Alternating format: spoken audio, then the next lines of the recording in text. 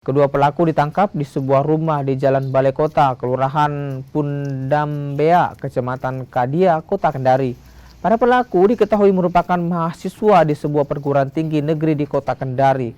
Dari tangan keduanya, polisi menyita 5 saset sabu dengan berat 5,2 kg, 16 butir pil ekstasi, dan 1 saset diduga ganja dengan berat 1 gram. Dari keterangan pelaku, barang haram itu diperoleh dari Jawa Timur lalu dibawa ke Kalimantan Selatan sebelum tiba di Kota Kendari. Kedua pelaku juga sudah 2 kali menerima kiriman tersebut.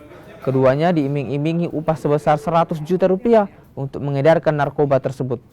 Atas perbuatannya, para pelaku terancam hukuman maksimal hukuman mati. Kemudian alat hisap atau bom. Tersangkanya ada 2. Yang pertama didapatkan adalah saudara GS, umur 20 tahun, pekerjaan menurut pengakuan yang bersangkutan itu mahasiswa.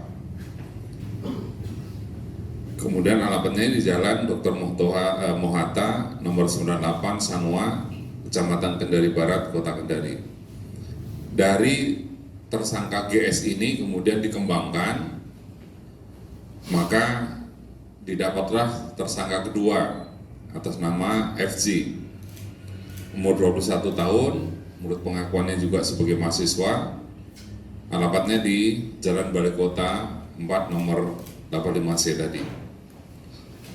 Kedua tersangka ini berperan sebagai kurir dan pengedar dalam jaringan peredaran narkotika di Kendari.